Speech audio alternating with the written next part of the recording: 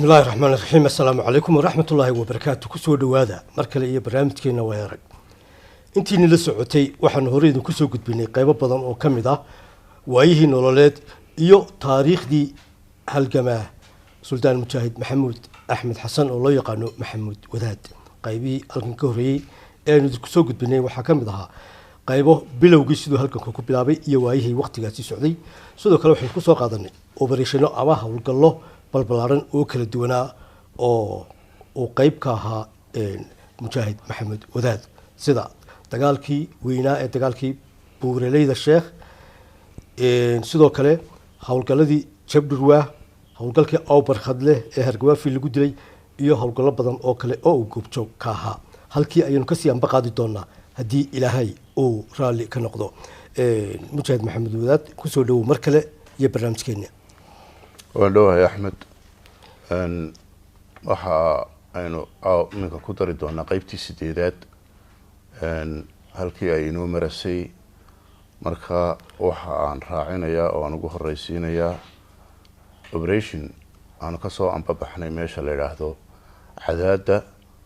oo uu nawatay Mujaahid Allah u naxariistee madaxdiin imsadii waxa hawlgalkaas wuxuu ahaa 85kii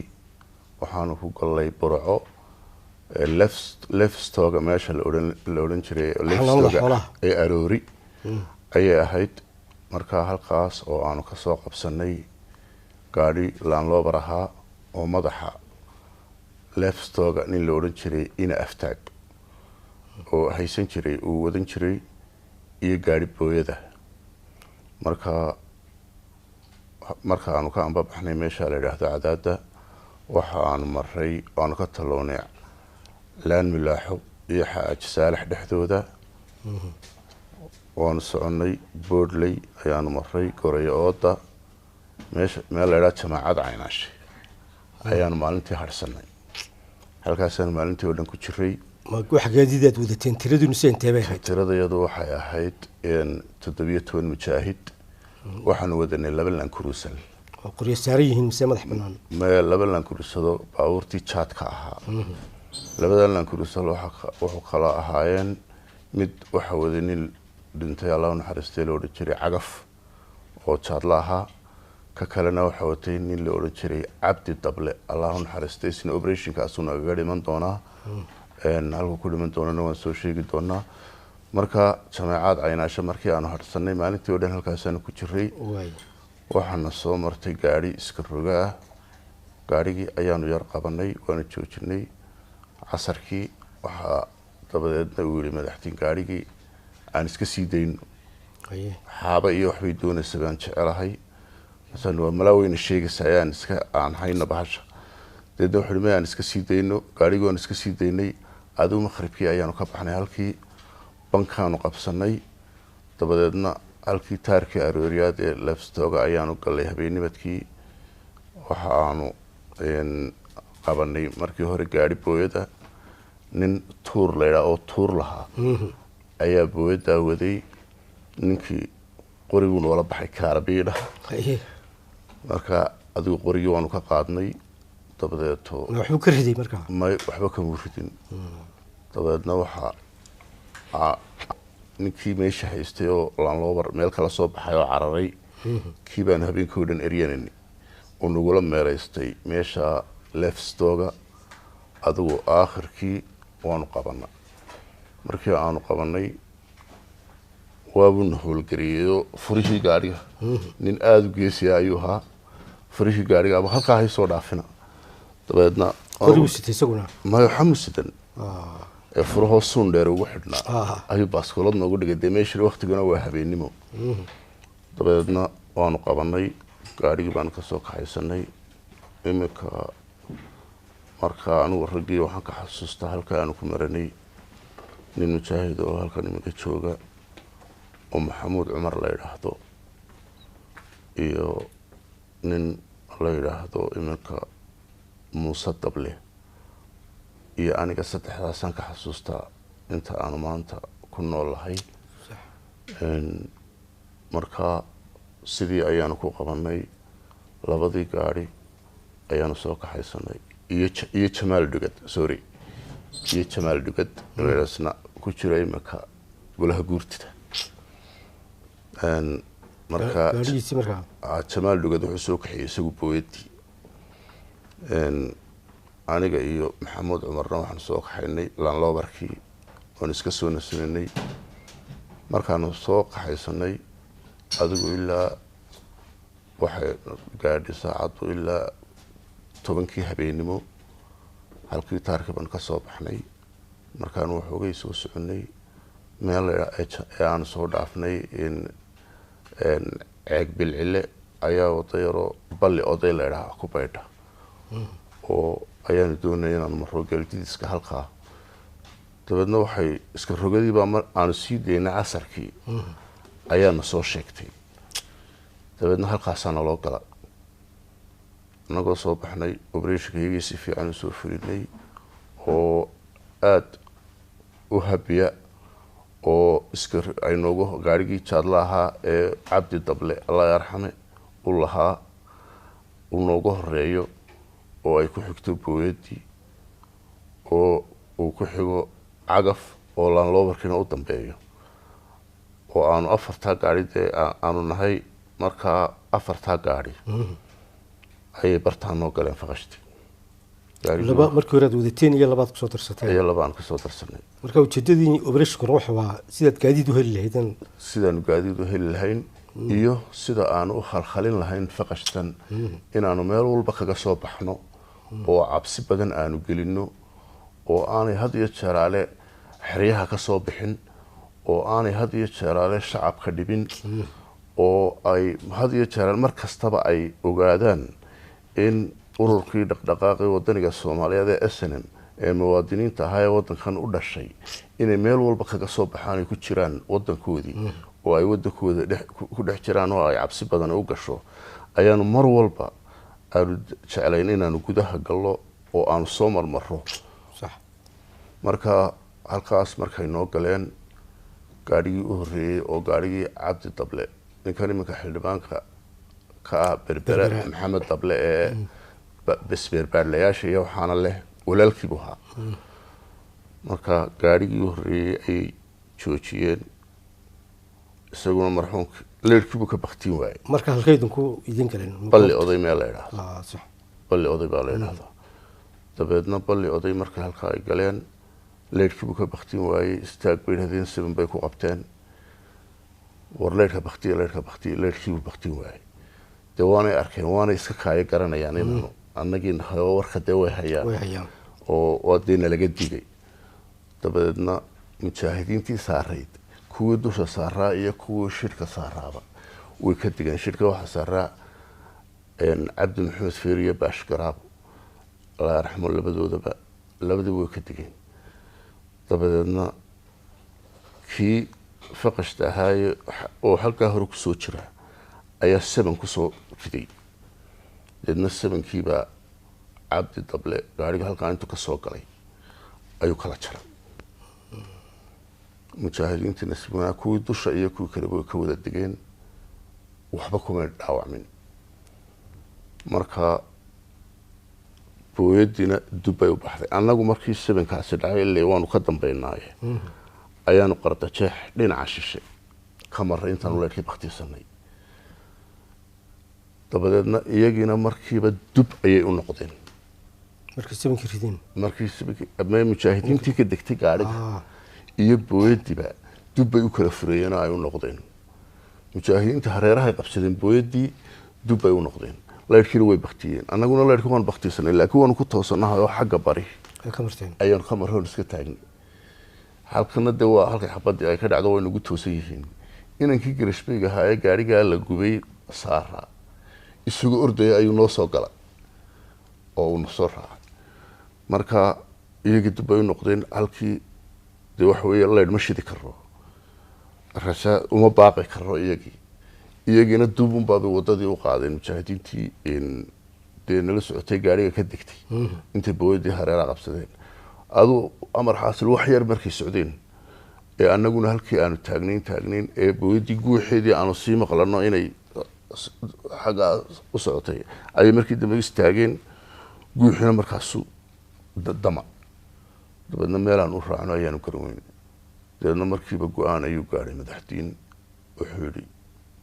laanlawarkii iyo cagaf baan wadanaa labadii gaarigii jaadlaaha iyo gaarigaan soo qabsanay dabeedna wuxuu yidhi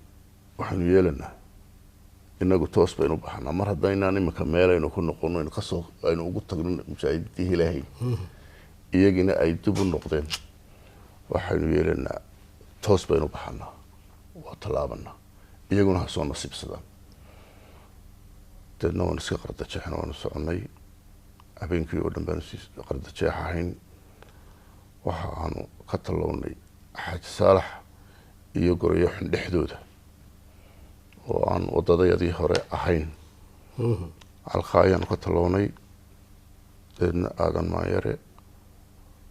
waxaanu tagnay cadaadii mujaahidiintii halkii booyaddii halkii bay kaga yimaadeen way ka hashkadaysay booyad siisowana waa heedoo qadiima marka halkii bay kaga yimaadeen way soo lugeeyeen markay waxoogay soo socdeen laba mujaahid ayaa daalay marka ay marayaan meel dhexda ah oo qudhac kudle area ah labadaa mujaahid waxaa la odhan jiray markaa hore waxaa dhintay uun cabdi dable labadaa mujaahida ka hadhe waxaa la odhan jiray yuusuf muuse daamey ayaa mid la odhan jiray haddaan xasuusto allah u naxariisto mujaahidka kalena waxaa la odhan jiray waxaan garanayaa un naanaystiisii canjeex baa la odhan jiray labadii mujaahidee dalee ka hadhay iyagoo iska harhsanaaya ayaa iyadoo raadkoodii la raacayo la soo gaadhay labadaa mujaahid halkaa ayay ku dhinteen oo ay faqashti ku dishay iyaguna faqashtii way dagaalameen waxaa halkii ay ilaa 7 faqasha ayay halkii kaga dileen maalintii oo dhan bay dagaalamayeen nasiib wanaag intii kale wax cadow ismay helin sidii u soo lugeynayeen ayay ku soo tallaabeen oo ay ku soo nabad galeen marka bariishkaas halkaas soo cadaadaan deedna nimid halkii bay mujaahidiintii soo lugeeyena maalintii labaad ay ku soo tallaabeen iyagoo nabad qaba oo ay yimaadeen labadaa mujaahid iyo mujaahidka isna dee jaadlaha ee gaadhiga waday mooyaane marka operatiinkaasi isagu intaa ayuu ahaa markaa cabdi dablo kale 7kii ayaa ku dhacay baa tiraadan wuu halkiiba ku kala gooyey marka meydkiisii iyo gaadhigiiba faqashta qabsatay halkiibay ku qabsadeen faqashti guud ahaan 3 baa halkaa ku dhintay 3 baa halkaa naga dhintay markii 17 baa ahayd bal waxaad ka warantaa in suldaan mujaahid maxamuud marka warshadada noocaas oo kale ay dhacaan dee dhulkii dad baa joogay oo shicib ah oo xoolaha lagu haystay oo ummadii baa ku nooleyd meelaha midna hawlgalladaas way ka dhacaan ama magaalo yar ha noqoto ama meelaha xuduudaha ha noqoto in bal dadku tacdiyo caynkee leeg ay markaa kala kulmi jireen wallaahi tacdiyo badan bay kala kulmi jireen waynu garanaa taliskii macangaga ahaayee faqash marka ay aslamta areada ay marto waxay ku samayn jireen dadka inay yimaadaan halkaa iyagoo aanu halkaa marano oo aanay noo iman karin annaga oo aanay nagu soo dhacahayn ayaa markaanu dhaafno ayaa dadka shacabka ee areada degan intay u yimaadaan ayay qaaray dilaan iyo qaaray xidhxidhaan iyo qaaray hantidoodaba boobaan ay dhici jirtay oo ay u geysan jireen dee hanti boobka iyo dilkana way isaga bareersanaayeenba iyadoo aan marka horeba aanaan xitaa anagu soo galin dee marka horeba waxa iska jirtay in la doonayay dadkii areada ku noolaa in dee la dabargooyo oo la boobo oo hantidooda iyo naftoodaba ma garanaysaa la dhibaateeyo oo la qaato ayay marka horeba dee qorshahoodu ahaa tana marmarsiyay usii noqon jirtay haddaanu xitaa socodka anagu ka dayno dadkan lama daynahayn marka horeba dadka waxa weeye waa la xasuuqayay marka annaguna dee xasuuqaas ayuun baanu dee inaanu dadkii uga helino marka waxaaba dee jirtay horta mararkii dambe in marka aanu areada maro ay kuwa israaxitaa soo sheega ay yidhaahdaan hanoo soo sheegina oo aanu ku ekaynay inay xeryahooda ku egaadaan iyaga laftooda bay dadweyne xidhayeen iyaga laftooda marka markii dambe cabsi badan ayaanu aada u gelinay areada kii xitaa kuwa aada u dhibaatada badan waxay markii dambe isku dayeen inay dadka shacabka la saaxiibaan marka aan ka soo qaado meesha la idhaha khaatimo jeeyanlaaye goreyo xun inay shacabka la saaxiibaan oo aanay dhibaato badan u geysan markii ay obereshinadii iyo dagaalkii aanu ku qaadanay iyo arbushkii iyo dhabagalkii wadooyinka aanu gelinay iyo miinooyinkii aanu xeradooda kadinkooda ku xidhana marka soo baxda la kacsay waxaasoo dhan markay ku bateen in ay yidhaahdaan bal shicibku si ay idinla jiraan idinka shicibka dhowra oo iskala saaxiiba marka nin guraya xun la odhan jiray oo haystay meesha la yidhahdo goraya xun iyo aad ayuu shacabka ugu wanaagsanaayo jaadlaha wuxuu odhan jiray iska soo mara oo goraya xunta sare waa mid xadka ka sarreysa halkaa qorshaha yaga jaadka un halkaa noo dhigo oo dhinaca deedna naga mara marka waxa weeye iyadoo dee ay cadow yihiin oo aanay marnaba aanay daacad ka ahayn haddana inay bolotig ahaan ay dadka si ay ugu soo waramaan ama ay ugu soo digaan ay soo dhaweyn jireen ayaa jirtay marka operationka halkaa waayahay suldaan intaynan bal gebagabada gaadhin howlgallo fara badanoo horead ka qayb qaadatayna waad nooga warrantay howlgallo badan oo aanad ku jirin oo guud ahaan sanabta minbar ilaa galbeed ay ka sameeyeenna way jireen marka laga reebo dhowr dagaal oo taarget meelo gaara toos weerar lagu qaadayo ciidamo badan lagu weeraray ama dagaaladii gudagalka ee buuraha oo kale ka hor baan ka hadlayaa idhaydhkii howlgallada la sameynayay iyadoo aynu ognahay ciidankii siyaad barre inay kuwii afrika ugu xoog weynaa ka mid ahaayeen haddana obereshinada howlgallada la sameynayay kuwa ugu badan 12 qof ayaa lagu soo gelayay gudaha oo ciidanka intaa leeg loogu soo bareerayay marka bal sidee loogu dhiirinayay arrintaas sidee ugu dhiirin jirteen marka cadow intaa lageeda ka horeeyo 10 qof ama 12 nin oo kaliya aad guutooyin ku soo dhex maraysaan ee howlgal ka fulinaysan sidee loogu dhiirinayay maxaa suurta gelinayay bay kula tag oo su'aal wanaagsan Axmed horta waxa weeye horta howlgallada waxaan u bixinay anagu quusninkii wadanka howlgallada caynkaasoo kale ana waxa bilaabay mujaahidkii weynaa Allah yarxamo Haragwaafi ayaa wuxuu bilaabay inuu koox yar nagu haysto oo gudaha ama laamida Barca ha ahaato ama laamidan Hargeysa iyo Berbera dhexdooda ha ahaato ama dhexahaaba ha ahaato in aanu gallo gudaha oo khalkhal la geliyo marka waxa weeye marka laga reebo tii lagu ciidankii jabiyay birjeex jabiyay jabsaday xabsiga Madheera ee lixli ilaa kaasba gudagal buu ahaa marka ka laga reebo ka yaryar gogoska aad weydiisay dhowr iyo 10 mujaahida ee Haragwaafi un baa horta bilaabay marka waxaana u badnaa ciidankayagii Tawakkal loo oran jiray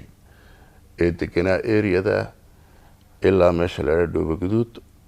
ilaa Cadaada ilaa Aadan Maayare deegaankaygu intaas baa ciidanka Tawakkal